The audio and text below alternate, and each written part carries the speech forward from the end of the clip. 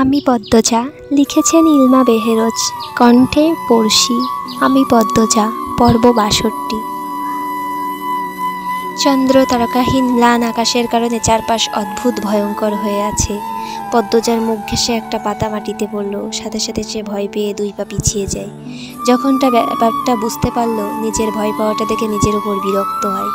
২ পা এগিয়ে এসে অন্দরমহলের পিছনে তাকায়। আধো অন্ধকারে আবিষ্কার করল মৃদুল এবং আগন্তুক নেই। চোখের পলকে যেন মুহূর্তেই ভোজবাজির মতো নাই হয়ে গেল। পদ্মজার মস্তিষ্ক সাবধান হয়ে উঠল। মৃদুলের মধ্যে ঘাপলা আছে, ভাবতেই ইচ্ছে করছে না, কিন্তু এই মুহূর্তে দাঁড়িয়ে সে সব কিছু ভাবতে পারে, সব কিছু। পদ্মজা তার পরিকল্পিত পথ ধরে হাঁটা শুরু করলো। মনে মনে খুব প্রশ্ন ঘুরপাক খাচ্ছে। মৃদুল জঙ্গলের ভিতরে ঢুকে নিত, আর দীর্ঘদেহী ঝাঁকড়া চুলের আগুন কি সাথে রয়েছে? পদ্মজা এক হাতে ছুরি নিল, অন্য হাতে রামদা। তার চোখের দৃষ্টি প্রখর, চারপাশ চোখ বুলিয়ে সাবধানে এক পা করে এগোচ্ছে। নিঃশ্বাস যেন আটকে আছে। এই বুঝি কেউ আক্রমণ করে বসলো। সেদিন যতটুকু এসেছিল সে ঠাওর করে নিয়ে নিরাপদভাবে ঠিক ততটুকুই চলে আসে পদ্মজা। সামনে বড় বড় গাছপালা ডালপালা মেলে দাঁড়িয়ে আছে, ভুতুড়ে পরিবেশ। পদ্মজা কেন জানি নিশ্চিত আজও কেউ থাকবে এখানে, অজানা রহস্যজাল পাহারা দেওয়ার জন্য। আর আশেপাশেই আছে সেই গুপ্ত রহস্যজাল।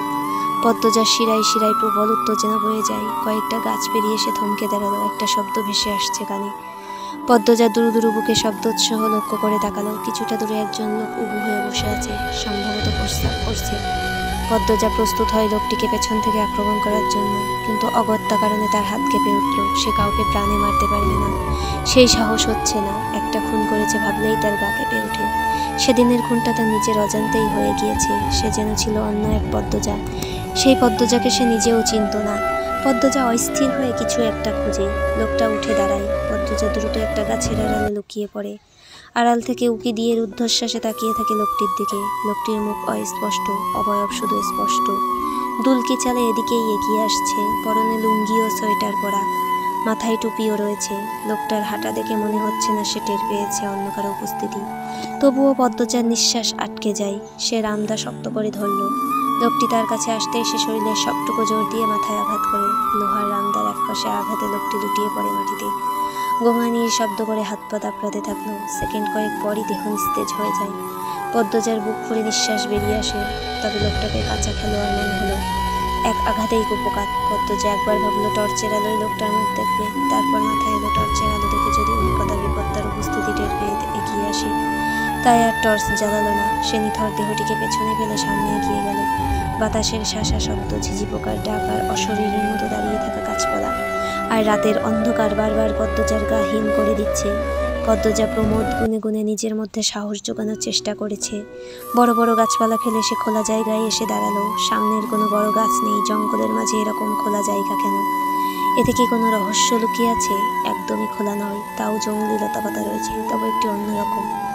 লতাপাতার মাঝে চোখ বা কোনো বিষাক্ত জীব থাকতে পারে। বিপদের কথা ভেবেও পদ্মজা ঝুঁকি নিল। সে পা বাড়ালো সামনে।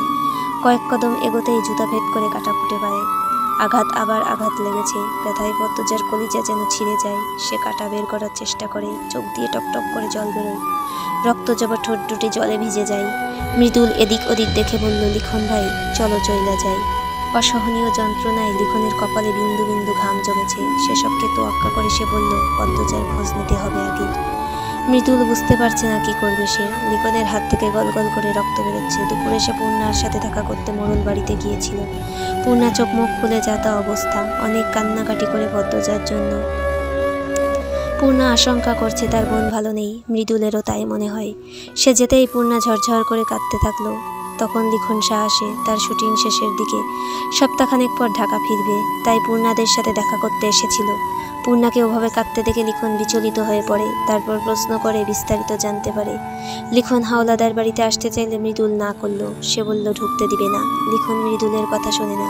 সে চলে আসে হাওলাদার বাড়িতে। পিছু পিছু আসে মৃদুল, কিন্তু দুর্ভাগ্যবশত দারোয়ান গেটের ভেতরেই ঢুকতে দিল না লিখনকে। তখন মৃদুল লিখনের সাথে পরিকল্পনা করলো তারা বাড়ির পিছনের ভাঙা প্রাচীর পেরিয়ে বাড়ির ভেতর ঢুকবে। লিখন প্রথম রাজি না হলেও পরে রাজি হলো। সে চিন্তিত হয়ে পড়েছে। পদ্মজার খোঁজ নেই কথাটা সে ভাবতেই পারছে না।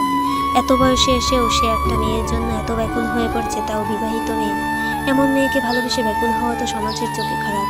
এই সমাজের জন্যই সে পদ্মজার থেকে নিজেকে এত দূরত্ব রাখে, যাতে কোনো খারাপ কথা, কোনো দুর্নাম পদ্মজাকে ছুঁতে না পারে, পদ্মজা যেন অসুখী না হয়। সেই পদ্মজার নাকি 4 দিন ধরে খোঁজ নেই। মৃদুল দেখা করতে চাইলেও তাও করতে পারল না। লিখনের মাথায় রগ দপ দপ করতে থাকে। আধার নামতেই দুজনের হাওলাদার বাড়ির পিছনের রাঙা প্রাচীর দিয়ে সীমানায় ঢুকে পড়ে। বাড়ির পিছনে যে জঙ্গল, সেই জঙ্গল সহ পুরো বাড়ির সীমানা মিলিয়ে চারিদিকে গোল করে প্রাচীর দেওয়া। তাই পিছনের প্রাচীর দিয়ে তারা আগের পশ্চিম দিকের জঙ্গলে পা রাখে। মৃদুল একবার মদনের সাথে পশ্চিম দিকে এসেছিল একটা ঔষধি পাতা নিতে, তাই সে জানতো এদিকে বড় বড় কাঁটা আছে যা পথ রোধ করে। এজন্য সে রামদা নিয়ে এসেছে, যা লিখনের হাতে ছিল। লিখন অসাবধানতাবশত কাঁটার লতাপাতা কাটতে গিয়ে নিজের হাতে আঘাত করে বসে, ফলে ক্ষত সৃষ্টি হয়। গল গল করে বেরিয়ে আসে রক্ত। রক্তাক্ত হাত নিয়ে বেরিয়ে আসে জঙ্গল থেকে। মৃদুল চিন্তিত ভঙ্গিতে বলল, ভাই, রক্ত তো বন্ধই হইতেছে না, কি করা যায় বলো তো? আসো চইলা যাই, বাজারে যাইবা, নয়তো ডাক্তারের বাড়িতে নিয়ে যাব। ব্যস্ত হয়েও না মৃদুল। লিখন এক জায়গায় বসলো। তারা অন্দরমহলের বাম দিকে আছে। মৃদুলের হাত থেকে টর্চ নিয়ে লিখন চারিদিকে কিছু দেখলো। তারপর বলল, ওই যে দেখা যাচ্ছে পাতাটা নিয়ে আসো। আচ্ছা ভাই। মৃদুল লিখনের দেখানো পাতাটা নিয়ে আসে। তারপর কচলে নরম করে লিখনের ক্ষতস্থানে লাগায়। লিখন বলল, হয়েছে, এবার রক্ত পড়া বন্ধ হয়ে যাবে। আমরা চইলা যাইলেই পারতাম, পদ্মজার খোঁজ না নিয়ে কিভাবে যাই? পদ্মজা ভেবিরে এত ভালোবাসো ভাই, অবাক করে আমারে। লিখন মুস্কি হেসে বলল, এসব বলো না মৃদুল, এসব বলতে নেই। সত্যি কথা কইতে ডর কিসে? লিখন ঠোঁটে হাসি রেখেই উঠে দাঁড়ালো। হাঁটতে হাঁটতে বলল, বিবাহিত নারী নিয়ে এসব বলতে নেই, সমাজ ভালো চোখে দেখে না। সমাজরে আমি জুতা মারি। তোমার বয়স বেড়েছে ঠিকই, জ্ঞান হয়নি। বলতে বলতে লিখন অন্দরমহলের পিছনে এসে দাঁড়ালো। গা হিম করা ঠান্ডা বইছে, তার পরনে শীত বস্ত্র নেই। ঠান্ডায় জমে যাচ্ছে সে। মৃদুল বলল, এই কথা আমার আম্মাও বলে। এইসব কথা বাদ দাও এখন। শুনো, আমরা বাড়ির সামনে যাবো নাকি পিছন থেকে কিছু করবো? লিখনের ভাবগতি বোঝা যাচ্ছে না। মৃদুল লিখনের দৃষ্টি অনুকরণ করে অন্দরমহলের 2 তলায় তাকালো। পদ্মজার ঘরের জানালার দিকে প্রশ্ন করলো, পিছনে কি করার আছে? পদ্মজার ঘরের জানালার পাশে রেইনট্রির গাছটা দেখছো? গাছে উঠে উকি দিলে এই পদ্মজাকে দেখা যাবে, কথাও বলা যাবে। উঠতে পারো গাছে? আরে পুরুষ মানুষ হয়েছে কি জন্য, তাহলে গাছে উঠবো আমরা? একবার সামনে দিয়ে চেষ্টা করা উচিত। তুমি যাও, গিয়ে দেখো ঢুকতে দেয় নাকি। মৃদুল মুখ কালো করে বলল, দিবে না। আবার অপমান হতে ইচ্ছা করতেছে না। তাহলে চলো গাছে উঠি। মৃদুল চুল ঠিক করতে করতে গুরুতর ভঙ্গিতে বলল, তুমি যখন কইছো আমি যাব। লিখন হাসলো। পূর্ণার মতোই মৃদুলের স্বভাব। পূর্ণাকে যে কারণে ভালো লাগে, ঠিক একই কারণে মৃদুলকেও ভালো লাগে। মৃদুল চলে যায়। লিখনের মাথাটা ব্যথা করছে। সে দুহাতে কপালের দুপাশ চেপে ধরে পদ্মজার ঘরের জানালার দিকে তাকিয়ে ভাবে, একজন জনপ্রিয় অভিনেতা হয়ে এভাবে প্রাচীর ডিঙিয়ে লুকিয়ে এক পাক্ষিক ভালোবাসার মানুষের খোঁজ নিতে আসাটাকে হয়তো কারো চোখে পাগলামি মনে হবে, কিন্তু তার চোখে গুরুত্বপূর্ণ দায়িত্ব, নিজেকে ভালো রাখার দায়িত্ব। পদ্মজা ভালো আছে ভেবেই সে মানসিকভাবে ভালো থাকে, এই কথাটি। পদ্মজার সাথে আমিরের এত সুখ দেখে তার বুক চিনচিন ব্যথা হয়। তবে এটাও ঠিক, পদ্মজার সুখ দেখে সে শান্তিও পায়, বেঁচে থাকার মানসিক মনোবল পায়, আশা থাকে মনে। বেঁচে আছে পদ্মফুল, চাইলেই দূর থেকে দেখা যাবে, চাইলেই কথা বলাও যাবে। কিন্তু যদি নাই বা থাকে তবে? মৃদুল এসে জানলো শালার বেটা দুলাভাই নাই, কেউই নাই দরজার সামনে। লিখন বলল, তাহলে চলো, সামনে দিয়েই যাই। আমারও কেমন লাগছিল ভেবে লুকিয়ে বাড়ির পিছন দিয়ে। লিখন হাসলো, ম্লান হাসি। সে এগিয়ে গেল, সাথে মৃদুল। দুজন অন্দরমহলে প্রবেশ করলো নির্বিঘ্নে, কোনো বাধা আসেনি। আমিনা সদর ঘরে বসেছিল। তিনি লিখনকে দেখে বললেন, তুমি এইনে ক্যারে আইসো? মৃদুল ঘরে ঢুকে বলল, ফুফাম্মা, পদ্মজা ভাবি কই? আমিনা বসা থেকে উঠে দাঁড়ালেন। মৃদুলের কাছে আদুরে গলায় বললেন, কই আসিলি বাপ? তোর ফুফাই বক্সে বইলা চইলা যাবি কেন? আমি তোর ফুফাম্মা আসি না? তুই এইখানেই থাকবি, যতদিন ইচ্ছা থাকবি। মৃদুল কপালে ভাত সৃষ্টি করে বলল, ধুর, বাদ দাও এসব কথা। তোমার জামাই একটা ইবলিশ, ইবলিশের ধারে কাছে মানুষদের থাকতে নেই। আমিনা মৃদুলের মুখ ছুঁয়ে বললেন, এমন কয় না বাপ, আদর পরে কইল। এখন কত পদ্মজা ভাবি কই? ঘরেই আছে। ভাবির কি শরীর ভালো আছে? আমিনা কোনো মুহূর্ত সময় নিয়ে লিখনকে দেখলেন, তারপর বললেন, হ ভালো। আচ্ছা ফুপাম্মা, আমরা উপরে যাইতাছি। আমিনা লিখনের দিকে আঙুলটা করে তীক্ষ্ণ স্বরে বললেন, এই ছাড়াও যাইব? লিখন চোখের দৃষ্টি অন্যদিকে ফিরিয়ে নিল। পরপুরুষ হয়ে পদ্মজার মতো মেয়েকে দেখতে যাওয়া ঠিক হবে না বোধহয়। মৃদুল তো এই বাড়ির আত্মীয়, সে গেলে সমস্যা নেই। মৃদুল কিছু বলার পূর্বেই লিখন বলল, আমি এখানে বসি, তুমি যাও। না ভাই, তুমি আইও। আরে মৃদুল, যাও তো।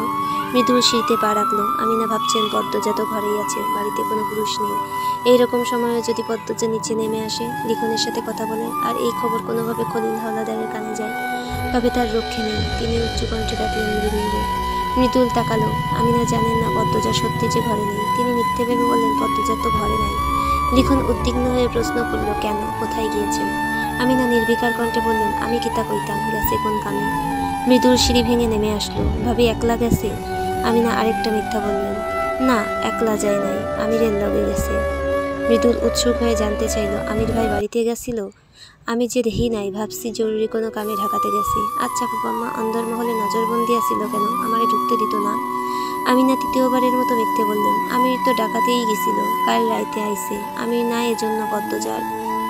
লিখনের কথা কেড়ে নিয়ে বলল, বুঝতে পেরেছি, সিকিউরিটি মানে নিরাপত্তা দিয়ে গিয়েছিল। আমি আছি তো গ্রামে, আমির হাওলাদার খুব ভালোবাসেন পদ্মজাকে। শেষ শব্দ তিনটি লিখন জোরপূর্বক হেসে বলল। তার চোখের মনে চিকচিক করছে।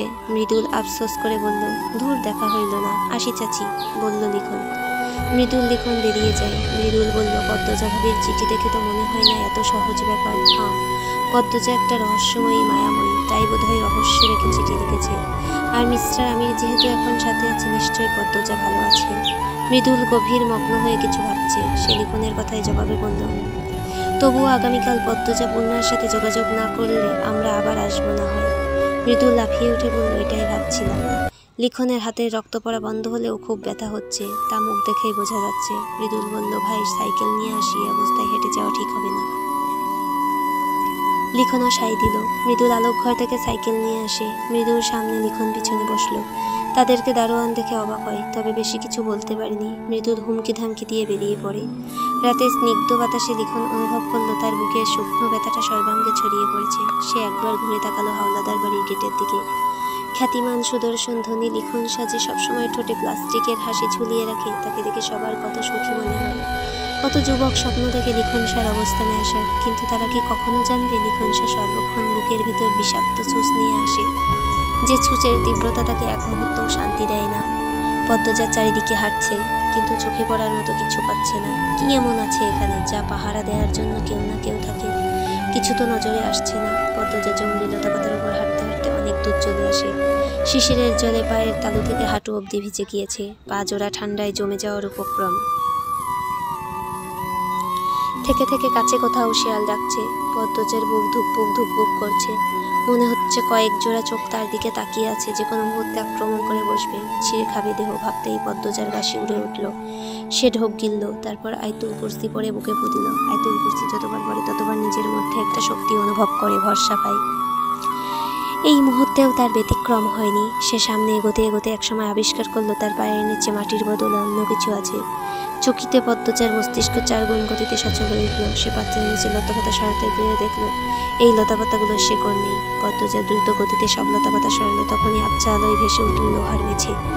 পদ্মজার মুখে একটি গাঢ় বিস্ময়ের ছাপ প্রতীয়মান হয়ে উঠল। তার উত্তেজনা বেড়ে যায়। শীতল শরীর উত্তেজনায় ঘামতে শুরু করলো। লোহার মেঝেটা খুব একটা বড় নয়। পদ্মজা টর্চ জ্বালায়, খুঁটিয়ে খুঁটিয়ে দেখে একপাশে ছিদ্র রয়েছে।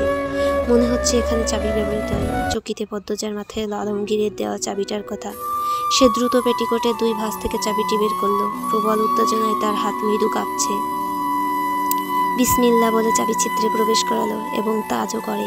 পদ্মজা বিস্ময়ে বাঘারা হয়ে পড়ে। কি হতে চলেছে এই লোহার অংশটি?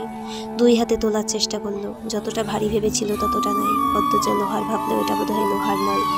ধীরে ধীরে পদ্মজা আবিষ্কার করলো এটা একটা দরজা, গুপ্ত কোনো ঘরের দরজা। সে আতঙ্কে হিম হয়ে যায়। নিচের দিকে একটা সিঁড়ি নেমে গেছে। পদ্মজা তার কাঁপতে থাকা পায়ে গিয়ে দেয় ভেতরে। সে ভয় পাচ্ছে তা নয়, খুব ভয় হচ্ছে। এমন আচমকা ঘটনায় সম্মুখীন তো আগে হয়নি। সিঁড়ি ভেঙে সে অনেক দূর অব্দি নেমে আসে। ভীষণ ঠান্ডার দিকে। মনে হচ্ছে সব স্বপ্ন। কোনো রূপকথার গল্পে রাক্ষসপুরীতে চলে এসেছে। চোখের সামনে ভেসে ওঠে আরেকটি দরজা। এই দরজাটি অদ্ভুত ধরনের। তাদের ঢাকার বাড়িতে হুবহু একই দরজা আছে। এই দরজার আড়ালে যাই হয়ে যাক বাইরে শব্দ আসে না। পদ্মজা অস্পষ্ট একটা সন্দেহে বিভোর হয়ে ওঠে। এই দরজাটি খুলতে আলমগীরের দেওয়া চাবিটাই কাজ করে। পদ্মজা চাবিতে চুমু খায়। এত গুরুত্বপূর্ণ চাবি আলমগীর তাকে কেন দিল, এসব ভাবার সময় এখন নেই। বাকিটুকু তাকে দেখতে হবে। দরজা খুলে অন্য একটি অংশে প্রবেশ করতেই মুখে তীব্র আলোক গেল। পদ্মজা কপাল কুঁচকে 2 হাত সামনে বাড়িয়ে আলোর গতিবেগ রোধ করে মুখে অস্ফুট বিরক্তিসূচক শব্দ করল। তারপর ধীরে ধীরে পিটপিট করে তাকালো। চারিদিকে রং বেরঙের বাতি জ্বলছে। এই বাতিগুলোও তার চেনা, তাদের বাড়িতে আছে। যখন বিদ্যুৎ থাকে না, ব্যাটারি চালিত এই বাতিগুলো পুরো বাড়ি আলোয় আলোকিত ভরে তোলে। 2 দিকে আরও 2টো দরজা। প্রথম দরজাটিতে লেখা স্বাগতম, দ্বিতীয়টিতে লেখা ধরক্ত। রুম্পা তো এমন কিছুই বলেছিল। পদ্মজা আর এক মুহূর্ত দাঁড়ালো না, দ্বিতীয় দরজাটার দিকে হেঁটে আসে। এটার কোনো তালা নেই, তাহলে খুলবে কি করে? পদ্মজা ধাক্কা দিল, সাথে সাথে খুলেও গেল। পদ্মজার মুখ হা হয়ে যায়, তার ঠোঁট বারবার শুকিয়ে যাচ্ছে।